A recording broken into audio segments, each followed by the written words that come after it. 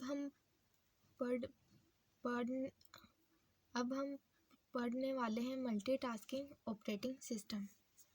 देखो, जो multitasking operating system है उसी का ही दूसरा नाम टाइम शेयरिंग ऑपरेटिंग सिस्टम है। ठीक है, अब देखो मल्टीटास्किंग ऑपरेटिंग सिस्टम को टाइम शेयरिंग भी बोला जाता है। तो ये क्यों बोला जाता है, मैं आपको थोड़ा सा इसके ऊपर आपको क्लियर करवाती हूँ कि देखो, टाइम शेयरिंग का मतलब होता है कि मल्टीटास्किंग में जो प्रोसेस होती है, ठीक है, उनको टाइम स्लॉट प्रोवाइड किया जाता है। ठीक है, और जो जिसका टाइम स्लॉट होता है वो प्रोसेस उसी टाइम स्लॉट के अंदर सीपीयू के द्वारा रन करवाई जाती हैं। ठीक है, सीपीयू उसको उसी टाइम स्लॉट के अंदर एग्जीक्यूट करवाता है, इसीलिए मल्टीटास्किंग का दूसरा नाम एक टाइम शेयरिंग ऑपरेटिंग सिस्टम भी है। ठीक है, अब देखो, मल्टीटास्किंग मतलब मल्टी यानी एक से ज़्यादा, टास्क मतलब जो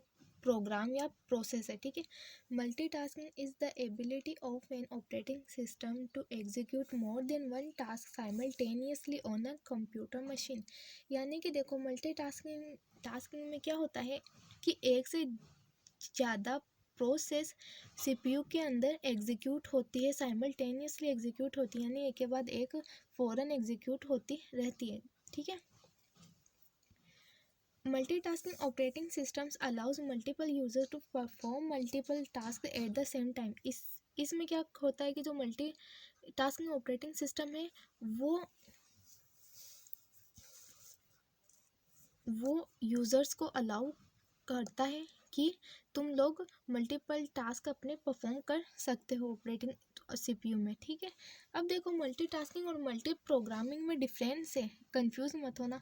मल्टी प्रोग्रामिंग में मल्टीपल प्रोग्राम्स मेन मेमोरी के अंदर एग्जीक्यूशन के लिए रेडी होते हैं। ठीक है, उसमें क्या होता है, मल्टी प्रोग्रामिंग में क्या होता है कि जो मल्टीपल प्रोसेस है वो मेन मेमोरी में तैयार होके बैठी होती है। ठीक है, तैयार होके बैठी होती है और वो सीपीयू से कहती है कि हम रेडी हैं, तुम हमें कभी भी लेके एग्जीक्यूट कर सकते हो। ठीक है, यानी मेन मेमोरी में एग्जीक्यूशन के लिए रेडी होती है मल्टीपल प्रोसेस मल्टी प्रोग्रामिंग में। लेकिन मल्टीटास्किंग में क्या होता है कि मल्टीपल जो टास्क है यानी जो मल्टीपल प्रोग्राम है वो परफॉर्म करने के लिए ऑपरेटिंग सिस्टम सिर्फ उन यूज़र्स को अलाउ कर देता है। ठीक है, अब वो अलाउ जो उनको करता है ना, वो तो उनको वो टाइम स्लॉट भी प्रोवाइड करवाता है। ठीक है, मल्टीटास्किंग में क्या होता है, जब मल्टीपल जो टास्क एग्जीक्यूशन के लिए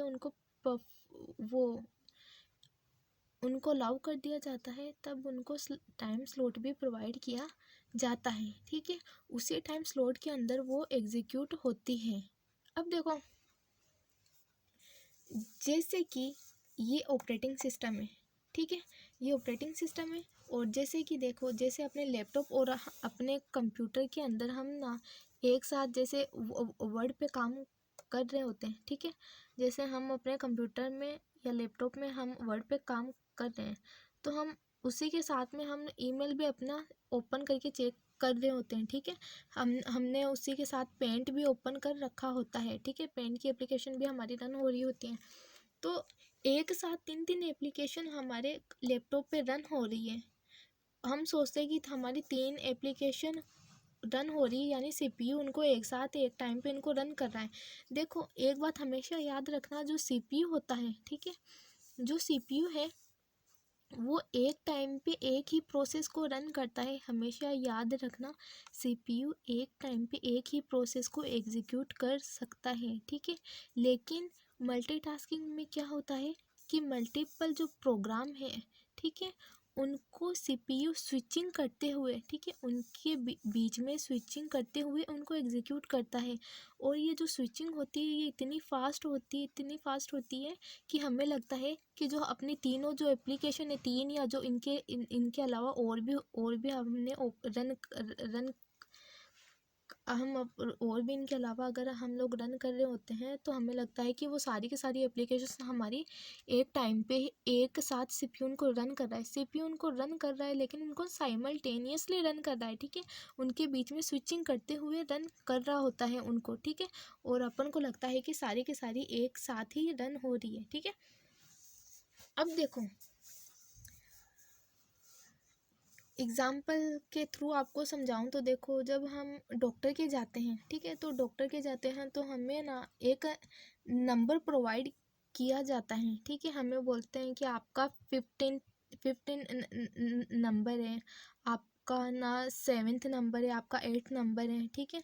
तो वैसे ही उन इसमें क्या होता है कि जो प्रोसेस होती है उनको टाइम स्लॉट दिया जाता है कि तुम इतने सेकंड के लिए तुम्हें रन होना है, इतने और इस टाइम से लेके इस टाइम के बीच में तुम्हें रन होना है, इस टाइम पे इसको आना है, इस टाइम पे इसको रन होना है, ठीक है। ऐसे उनको पता है, ठीक है। हमें बोलते हैं कि आपका 15 नंबर है, आपका ना 7th नंबर है, आपका 8th नंबर है, ठीक है।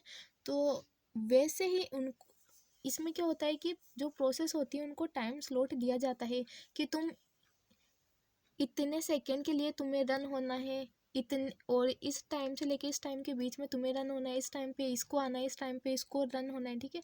ऐसे उनको टाइम स्लॉट दिए हुए होते हैं, ठीक है। अब देखो टाइम स्लॉट भी जो उनको दिए होते हैं तो ये किस प्रोसेस को पहले उठाएगा सीपीयू, ठीक है। जब स्विचिंग करेगा तो किसको पहले लगा किसको बाद में लगा, ये शेड्यूलिंग एल्गोरिथम से डिसाइड किया जाता है, ठीक है। शेड्यूलिंग होता है, जो शेड्यूलिंग है वो हम अपनी आगे आने वाली क्लासेस में पढ़ेंगे कि शेड्यूलिंग क्या होता है। ये जो शेड्यूलिंग होती है वो 2 टाइप्स की होती है, प्रीमिटिव शेड्यूलिंग और नॉन प्रीमिटिव शेड्यूलिंग, ठीक है। इसी से सीपीयू देखता है कि किस प्रोसेस को पहले रन करना है, किसको बाद में रन करना है, ठीक है। देखो जो प्रोसेस जितनी ज़्यादा ज़रूरी होती है ना, जिसको जितनी ज़्यादा इमरजेंसी है वो उतनी ही जल्दी एग्जीक्यूट करवाई जाती हैं, ठीक है। जैसे हम लोग डॉक्टर के जाते हैं तो हमें ना टाइम्स टाइम स्लॉट यानी हमें नंबर तो दिए जा रहे हैं, लेकिन जिस पेशेंट को जितनी ज़्यादा इमरजेंसी होती है ना उसको उतनी ही जल्दी डॉक्टर देखेगा, ठीक है। उसका नंबर उतनी ही जल्दी आएगा। तो सेम उसी तरीके से इन प्रोसेस में होता है कि जो प्रोसेस जितनी ज़्यादा ज़रूरी होती है उसको उतनी जल्दी ही उसको एग्जीक्यूट किया जाता है। अब मल्टीटास्किंग में एक ये चीज़ भी होती है कि जो इसकी शेड्यूलिंग है वो 2 टाइप्स की यहाँ पे होती है, प्रीमिटिव और नॉन प्रीमिटिव, ठीक है। तो देखो यहाँ पे प्रीमिटिव का मतलब है कि जो सीपीयू है वो एक प्रोसेस को कम्प्लीटली रन करने से पहले उसको स्टॉप करके दूसरी प्रोसेस को एग्जीक्यूशन के लिए ले लेता है, ठीक है। सीपीयू ये नहीं देखता कि पहली प्रोसेस को मैं कम्प्लीटली रन करूं फिर दूसरे को उठाऊं, ठीक है। तो इस तरह की जो शेड्यूलिंग है उसको बोला जाता है प्रीमिटिव शेड्यूलिंग, ठीक है। और एक होता है non primitive scheduling. Non primitive में क्या होता है कि जो सीपीयू है वो जिस प्रोसेस को लेगा उसको पहले कम्प्लीटली रन करवाएगा, ठीक है। वो कम्प्लीटली उसको रन करवाने के बाद में उसको एग्जीक्यूट करवाने के बाद में दूसरी प्रोसेस को एग्जीक्यूशन के लिए लेगा, ठीक है। ये तो देखो नॉन प्रीमिटिव और प्रीमिटिव मैंने आपको थोड़ा सा यहाँ पे ऐसा समझा दिया ताकि आपको थोड़ा समझ में आ जाए, ठीक है। आपका जो लॉजिक है इन लॉजिक जो थोड़ा बनता रहे, ठीक है, कि ये कैसे प्रोसेस काम कर रही, कैसे यहाँ पे प्रोसेसिंग हो रही है।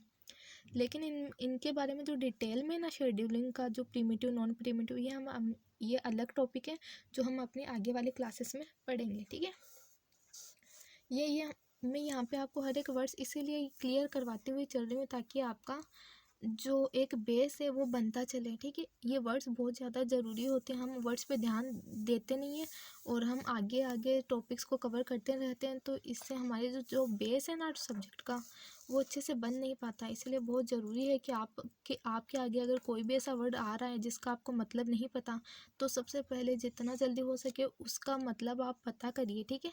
ताकि आप आगे जो उसकी जो आगे और जो और टॉपिक्स आएंगे वो उससे ही रिलेटेड होते हैं, इसीलिए आपको अच्छा सा एक अंडरस्टैंडिंग बनती हुई चले, ठीक है। अब देखो मल्टी टास्किंग और मल्टी प्रोग्रामिंग है ना, दोनों डिफरेंट है। इनमें बहुत ज़्यादा कंफ्यूज होते हैं कि मल्टीटास्किंग और मल्टी प्रोग्रामिंग एक ही है क्या। तो देखो जो मल्टी प्रोग्रामिंग होता है उसमें मल्टीपल प्रोग्राम मेन मेमोरी में एग्जीक्यूशन के लिए रेडी होते हैं, ठीक है, तैयार होके बैठे हुए होते हैं मेन मेमोरी में। लेकिन मल्टीटास्किंग में क्या होता है कि उनको ना एक साथ मल्टीपल जो टास्क है, मल्टीपल जो प्रोग्राम है, उनको अलाउ कर दिया जाता है। ऑपरेटिंग सिस्टम उनको अलाउ कर देता है कि तुम लोग साथ में सीपीयू तुम्हें सीपीयू रन कर सकता है साथ में, ठीक है। लेकिन उनको टाइम स्लॉट दिया जाता है कि जिसका जो टाइम है ना वो टाइम स्लॉट के अकॉर्डिंग आता रहेगा और सीपीयू उसको एग्जीक्यूशन उनका करते हुए रहेगा, ठीक है। तो मेन बात यही है मल्टीटास्किंग में, टाइम स्लॉट जिसका जो होगा वो उसी के अकॉर्डिंग एग्जीक्यूट होगा, ठीक है। अब इसमें ज़रूरी नहीं है कि एक प्रोसेस पूरी कंप्लीट रन होने के बाद में दूसरी प्रोसेस को एग्जीक्यूशन के लिए लिया जाए, ये ज़रूरी नहीं है, ठीक है। और मल्टी प्रोग्रामिंग में वो एग्जीक्यूशन के लिए मेन मेमोरी में रेडी होते हैं, ठीक है, समझ गए।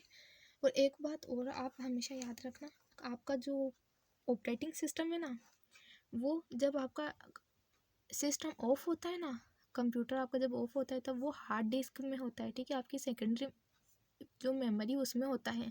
लेकिन जैसे आप सिस्टम को ऑन करते हो तो वो आपका लोड होकर मेन मेमोरी में आ जाता है। इसीलिए आपका जो यहाँ पे जो ये ऑपरेटिंग सिस्टम है ना वो मेन मेमोरी में ही काम कर रहा होता है, ठीक है।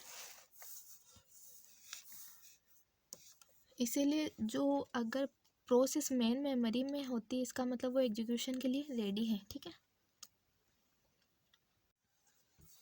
अब देखो यहाँ पे ये लाइन पढ़ो, देखो it allows its users to seamlessly switch between different applications और processes, streamlining workflow। यानी कि देखो इसमें ना ये जो मैंने आपको अभी जो समझाया था वही बात लिखी हुई है कि डिफरेंट जो एप्लीकेशंस होती है, यानी कि जो आपकी प्रोसेस है या प्रोग्राम है, एप्लीकेशन, प्रोसेस और प्रोग्राम एक ही चीज़ को यहाँ पे बोला जाता है, ठीक है।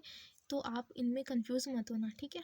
और यहाँ पे जो इसमें मल्टीटास्किंग में जो टास्क वर्ड है वो भी आपके प्रोसेस और प्रोग्राम एप्लीकेशन इन्हीं के लिए यूज़ हुआ है, ठीक है। अब देखो ये बात वही लिखी हुई है कि इनके बीच में स्विचिंग होती है, ठीक है।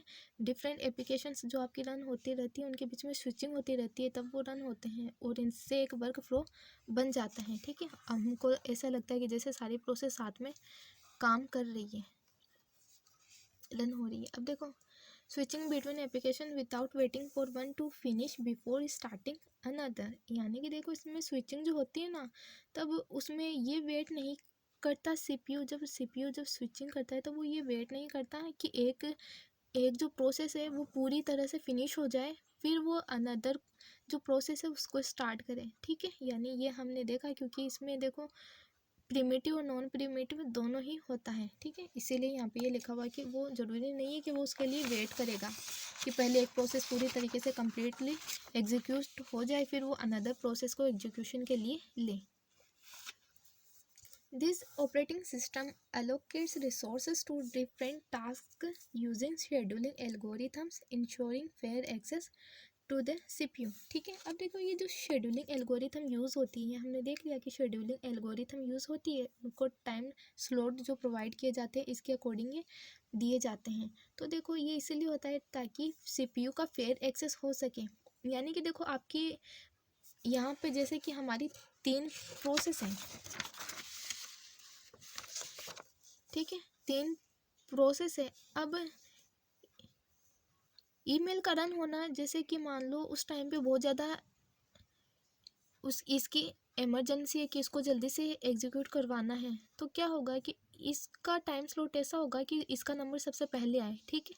ये बात ही बोली जा रही है कि इसमें ना सीपीयू का फेयर एक्सेस हो, यानी जिसको जितनी ज़्यादा और जैसे उसकी नीड है ना सीपीयू उसको उस तरीके से मिल जाए, यानी उसका एक्सेस फेयर हो। जैसे कि हॉस्पिटल में एक पेशेंट मर रहा है तो उसको जल्दी से जल्दी डॉक्टर को उसको देखना चाहिए, ना कि अगर एक कोई बड़ा अमीर आदमी आया हुआ है हॉस्पिटल में तो वो देखे कि हाँ ये बड़ा है तो मैं उसको पहले देखूं और इसको पहले फ्री करके भेजूं, तो ऐसा नहीं होना चाहिए, ठीक है।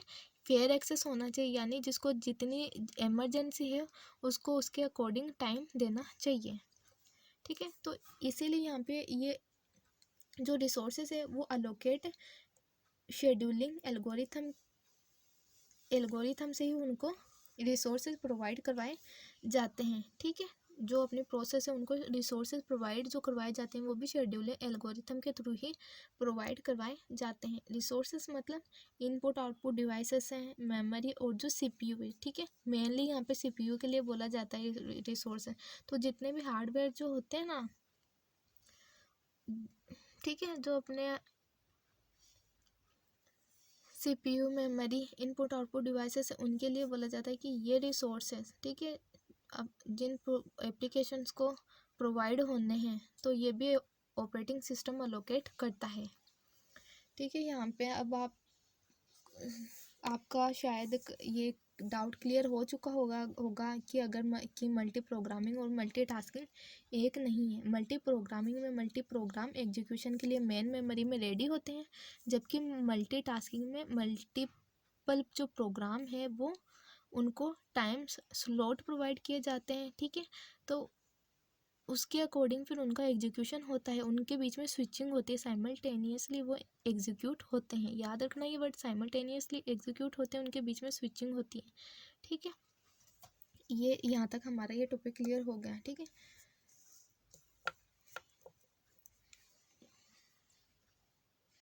यहाँ मैं अपने ये जो क्लासेस है उनमें मैं आपके डाउट्स क्लियर करना चाहती हूँ कि आपको कोई भी डाउट ना रहे, ठीक है। आपके हर एक वर्ड को आपको इतने अच्छे से समझा दूँ कि आपको थोड़ा सा भी डाउट ना हो, और आप जब क्वेश्चन सोल्व करो ऑपरेटिंग सिस्टम के एग्ज़ाम्स के लिए, और जब एग्ज़ाम्स में बैठो तो आप कॉन्फिडेंट रहें एग्ज़ाम के लिए, ठीक है। इसके लिए मैं पूरी मेहनत कर रही हूँ आपके लिए, अच्छे से नोट्स लिखती हूँ आपके लिए, टॉपिक्स क्लियर आपके करवाती हूँ, इतनी बार एक एक चीज़ को बोलती हूँ ताकि आपको क्लियर हो जाए।